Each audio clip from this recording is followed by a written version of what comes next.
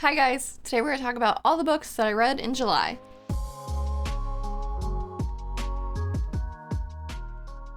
This is actually going to be the last video we're filming in this little corner. In case you haven't seen any of my more recent videos, I'm going to be moving soon, so unfortunately uploads might be a little less regular, and I have a couple vlogs planned in mind, but I don't know if we're gonna be able to do like a nice fancy setup for the next few months, so bear with me. But all that aside, let's get into the books that I read in July. First up, we have the next Murderbot Exit Strategy. I've been reading one of these a month for the past few months, and I've been really enjoying it. This book follows a robot security unit that kind of gains independence, and it has its own little adventures. This one kind of brings back some elements of the first one, which I really enjoyed, and I feel like we got some closure and a little bit more direction on where the series is going from now on. I really like Martha Wells' narrative voice for Murderbot. Murderbot is an excellent narrator, and they're just really fun little novellas. I have a hard time rating these because while I do have fun with them, some of the peripheral characters are really hard to keep track for me, like the human characters especially, but I do always have a fun time following Murderbot on their adventures. So I gave this one like a 3.5, 4-star out of 5, and it's very consistent as a series. So if any of that sounds interesting to you, I definitely recommend picking it up. Next up, we have All the Stars and Teeth by Adeline Grace. This is the first book in a duology, and unfortunately, I didn't love this one. I mostly picked this up because I really liked Adeline Grace's other series, Belladonna, so much, but this one came out first, and I think she's grown a lot as a writer. And I also think just like plot-wise, I'm not as interested in some of the elements of this one as I am in Belladonna. So I did push through when I think otherwise I would have DNF'd because I know I like this author, but this one really failed to hold my attention, unfortunately. It just wasn't very exciting or intriguing. A lot of the tropes felt really like base level, like she didn't really do much to turn those on its head, and I don't know, I felt really ambivalent towards this book. I don't think it was bad by any means, it just didn't really work for me, and I just thought it was a little boring, which for like a piratey adventure is disappointing for sure, especially where it's an author I know I have the potential to like. So I gave this one like a 2.5, 3-star. I don't think it's bad, but I think I've just read so much YA that this one really doesn't stand out for me, unfortunately. So I'm going to be unhauling this as well. I wanted to start a new longer series because I've been doing kind of installments of series 1 a month, and I think I've cleared up enough in my schedule that I was like, okay, I'm ready to take on Veronica Speedwell. These are sort of murder mystery books. I think there's like 9 of them so far, and they all take place in Victorian England, which is really fun, and we follow a naturalist named Veronica Speedwell. She goes around the world on expeditions collecting butterfly species that don't live in her native England, and that's her life's passion. She's really interested in that. She's also very passionate about men, but she does not have any relations with British men, and she doesn't partake while in England because she doesn't want her reputation to get ruined. She's an interesting protagonist. I did have some frustration with her in this book. She kind of doesn't think much of her own sex, and that was really annoying to me. She constantly finds herself surprised when she's sort of intellectually engaged with a woman because of just the patriarchy and stuff really encouraging women to pursue other things like being a homemaker and a wife and a mother. And she does make the point that like it's the patriarchy's fault, not like women's fault for being boring, but like it feels like it's said more with derision than with sympathy, and I don't know how I feel about that. So I don't love her yet as a protagonist. I do think the story and like the setup is really fun. She's also partnered up with this man named Stoker, who is kind of a disgraced nobleman who's also a naturalist, and he's currently working as a taxidermist, but he's a little rough around the edges, but their banter is very fun. So I'm curious to see the slow burn that I've heard talked about in regards to this series. I think it has potential to be fun. But yeah, I think Veronica has some room to grow on me. I don't love her yet, but I do think the sort of self-contained mysteries of this series are pretty fun so far. So at the moment, I am planning to continue this series. I gave this one like a 3.5 out of 5, and I hope Veronica gets a little less pretentious.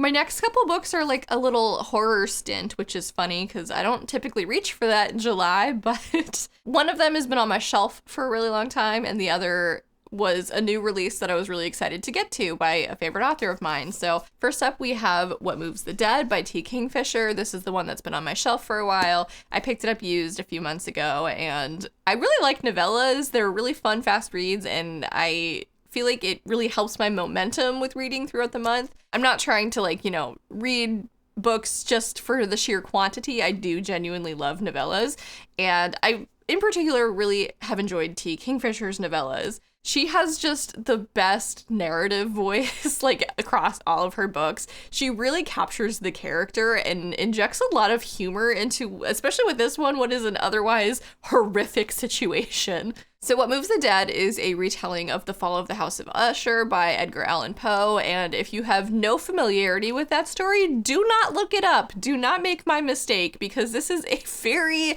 close retelling. Beat for beat, very similar.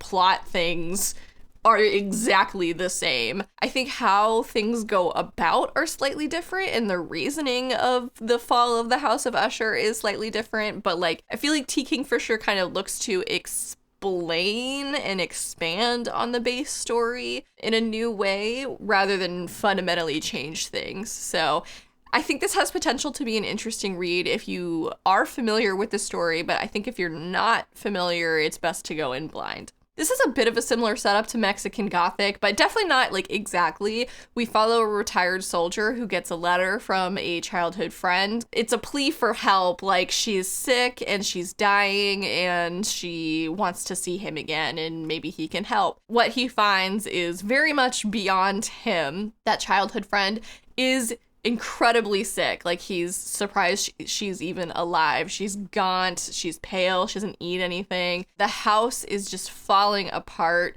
Her brother is kind of exhausted with the situation but won't leave the property, and our main character Alex is just kind of what is happening here? It's a lot to pack into a little novel, and I think it was very fast paced because of that. So I had a really good time with this. I read it in 2 sittings in a single day. I think if you like mushroom horror particularly, this is a good read, and it was a lot more fun than I was expecting. I definitely thought it was going to be a little bit spookier, and it was definitely spooky, but I wasn't so scared I couldn't read it at night or anything. And I think that has a lot to do with T. Kingfisher's narrative voice. I found myself laughing a lot, and I was surprised by that, but not in a bad way. So I gave this 4 out of 5 stars. I think this actually has a sequel planned now, which I don't know if that was the original intent, but I'm very curious to follow our main character Alex through another sort of mystery. I don't know if that one's going to be a retelling or what. I'm intrigued. And then the new release horror is Sylvia Moreno Garcia's Silver and Nitrate. I was able to find a signed copy locally, and I was really thrilled about that. She's one of my favorite authors, and I never really know what I'm going to get with her, but it's usually a good time.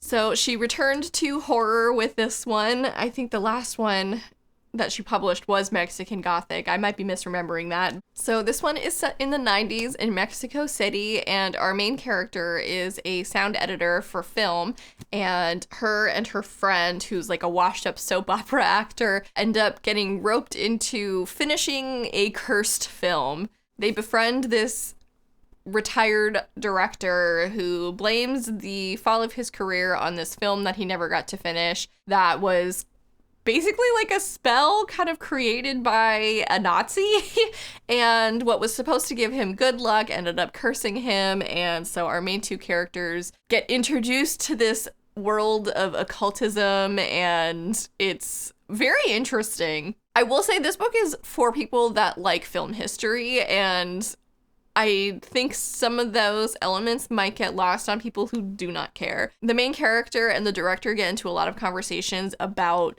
especially Mexican film and sort of the history of filmmaking that I thought was very interesting. But I do have a background sort of in television and broadcast, so while it's different, it's adjacent. So I don't know if like this will be the most interesting for someone who just doesn't care about that, but I thought the horror elements were interesting. I did want it to be scarier. That was something I wasn't expecting to complain about with this book, especially where Mexican Gothic scared the crap out of me. I know she's capable of it, so I think maybe the marketing kind of let me down a little bit with that, because even this cover, I'm like expecting something truly scary, but unfortunately it wasn't for me. So I think rated against some of her other books, this is a bit more of like a mid-tier Silvia Moreno Garcia book for me. I rate it somewhere between Gods of Jade and Shadow and The Daughter of Dr. Moreau. Take that how you will. My favorite books by her are The Beautiful Ones and Mexican Gothic, so this doesn't quite meet those standards for my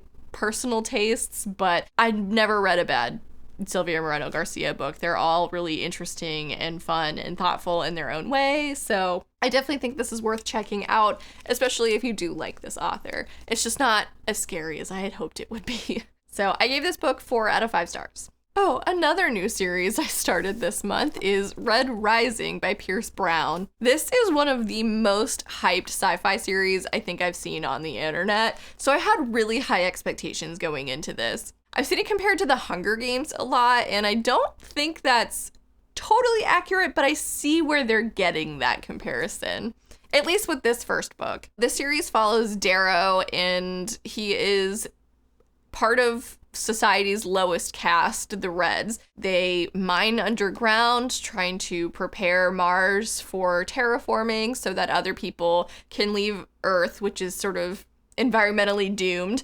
and move to Mars. Through a series of horrible, awful, horrific events, he ends up sort of becoming enlightened to what's really happening in society and on Mars, and becomes a pawn in a plot to overthrow the caste system, starting with the Golds, who are at the very top. So Darrow enters a really dangerous game and trying to overthrow the Golds, and it is so entertaining. I love a good underdog story, but it is also really refreshing to read a story where someone is just so capable. And like, honestly, this kind of reminds me a bit of The Count of Monte Cristo, obviously not in its setting, but in its beats, and sort of following this character that is like just filling out revenge super successfully. It's just, it's so satisfying. But he also like gets in his own way a lot. He is filled with rage. And so like sometimes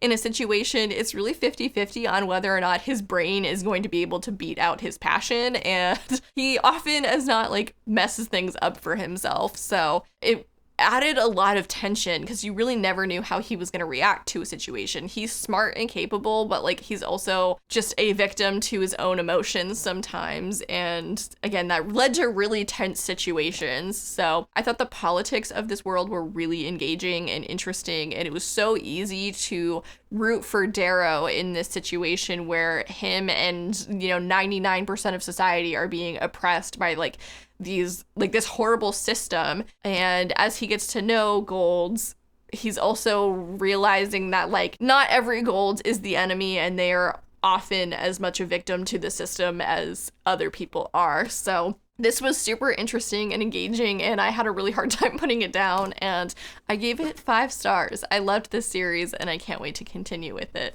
Then I read another really hyped book, which is Tress of the Emerald Sea by Brandon Sanderson. This is the first of his secret project books that came out this year. This is obviously not the special edition. I didn't jump on that Kickstarter, and I'm regretting it a little bit now, but I do like some of the other non-special edition covers that have come out for the series. Not series, the secret projects. This one in particular isn't my favorite, but I'll deal with it. It's fine. Anyways, this is a sort of Princess Bridey inspired story. It's very fairy tale-esque. It is part of the Cosmere and is narrated by Hoyd, and he is also a character in this book, so this might not be the best first read of Brandon Sanderson's. I haven't even read some of the bigger ones like Mistborn or the Stormlight Archives. I am familiar with Hoyd as a character, though. I've read Elantris and Warbreaker, and he does appear in both of those, but I know more about Hoyd through like cultural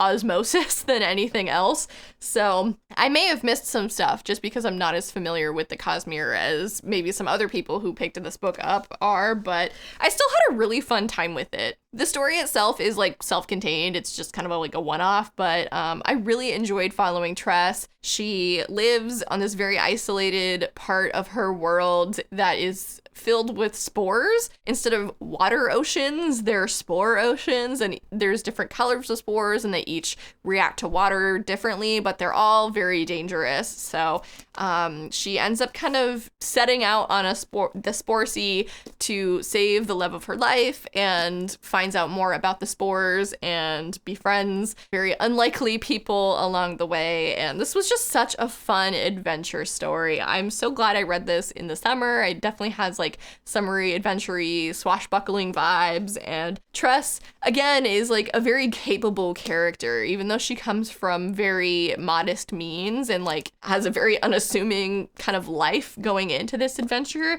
She is smart and courageous, and I really enjoyed following her, and I thought the love story was also really cute. This is definitely like my favorite Brandon Sanderson that I've personally read so far, but again, I also have not yet read Mistborn or Stormlight Archives, so I'm not sure how this holds up in comparison, but this story in particular ticks a lot of my personal boxes when it comes to fantasy. I loved how whimsical and cute it was. I've read, obviously, like I said, some of his earlier works like Elantris, and I think his writing has come so far. Obviously, he's writing in the voice of Hoyd with this specific story, but I think his ability to do that was like really well executed, and it just made for a wonderful, fantastic story, and I loved it. So I also gave this 5 stars. And then I rounded out the month with the Kaiju Preservation Society by John Scalzi. This was a like summer blockbustery sort of book for me. I had a lot of fun with it. I think he himself said like this is not a like symphony of a book, it's a pop song. And I agree with that. Like, it's not that deep, but it was a really fun time. The beginning of this book does deal with the COVID pandemic, so if that's something that really turns you off of the book, be aware that it is in it, but like it's not lingered upon, I don't think. It's just part of the initial setup for the events that take place in this story. Our main character, Jamie, works for a tech startup, but ends up working as a like basically Uber, Grubhub, DoorDash delivery driver. Through that job, meets, or I guess reconnects with a college friend who works for this company called KPS, and they have an opening, and he's like, hey, are you interested? And Jamie's like, yeah, I'm interested. Like, I just need money at this point. Like, the world is on fire and I need to pay rent. They join KPS and find out that that stands for the Kaiju Preservation Society. And this organization works on an alternate dimension Earth in which kaiju exist. The specifics of that are really interesting, and I thought were really creative on John Scalzi's part. Like, I'm not a kaiju nerd by any means. I've seen like Pacific Rim and thought it was fun, but like I just feel like he really took this concept and ran with it in like a really cool way. Even though it's a pop song of a book, I thought it was a very good pop song, and I gave it 4 stars out of 5.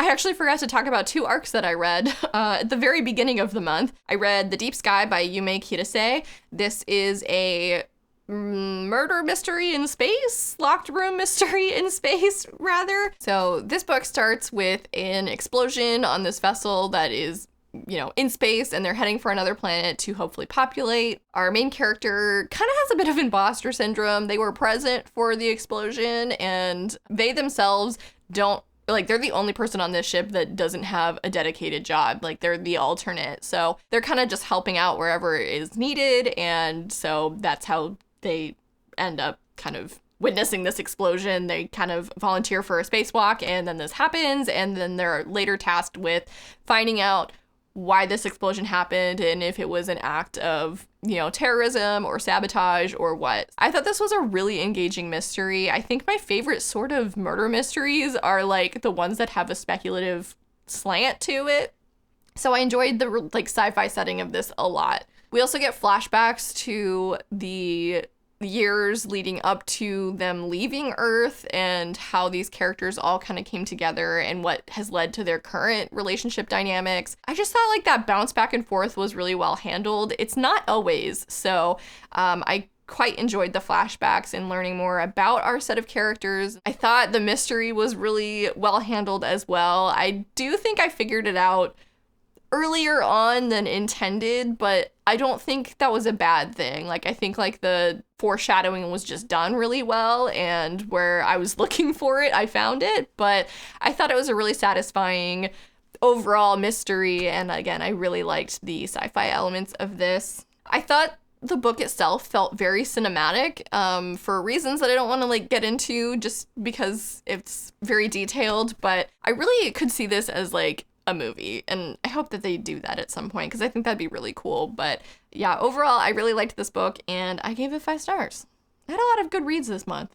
The other arc I read this month was Looking Glass Sound by Catriona Ward. This is my 3rd book by this author, and I was really excited for this one because it takes place in Maine, which is the state where I live. Seems to be where a lot of horror things are set, just because Stephen King and maybe the inherent spookiness of a very sparsely populated state. So the first like third of this book I thought was excellent. We kind of have like a murder mystery thing happening. We follow a really awkward teenager in the 80s who finds a couple of kids his age on vacation and becomes very close with them. In the background of their summer running around shenanigans, there's a person who is like breaking into homes, holding knives up to people's throat and taking a Polaroid, and they're known as like the Knife Man or something, the Dagger Man.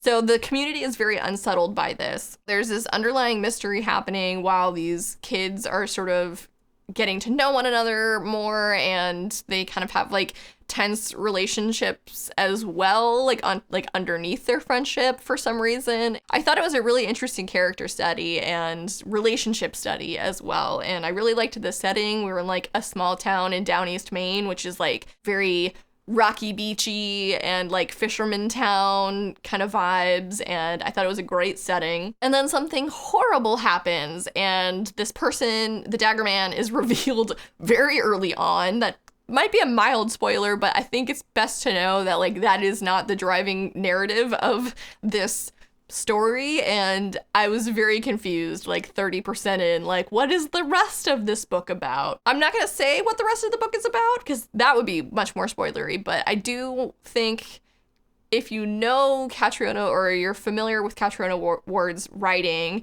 you know she likes to play with perspective a lot, and she continues to do so in this book. I wasn't super sold.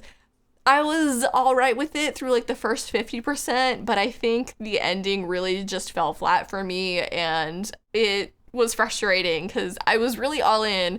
I thought this was gonna be like a 4.5 star read, and it ultimately ended up being a 3-star read for me. And I think if I hadn't loved the first bit quite so much, it would have been a 2-star read. I just really don't like how she decided to conclude this story, and that was a huge bummer because I was really anticipating this book. But I'm also glad that I had it as an arc and that I didn't buy it, so that was a bit of a letdown, especially where I have liked Catriona Ward in the past. So yeah, I don't think this will be a bad read for everybody. It's really just gonna, that ending I think is gonna hit people differently, so I don't think you're gonna know if you're gonna like it until obviously you hit that end. So yeah, not my favorite book by her by any means, unfortunately. All right, and that wraps up my July reading. Sorry it was a little chaotic there at the end, but thank you for sticking around. Let me know if you've read any of these books or what you read in the month of July. I'd love to hear and talk with you about them. And yeah, feel free to follow my channel, like this video, subscribe, all that jazz, comment, and as always, have a lovely day. Bye.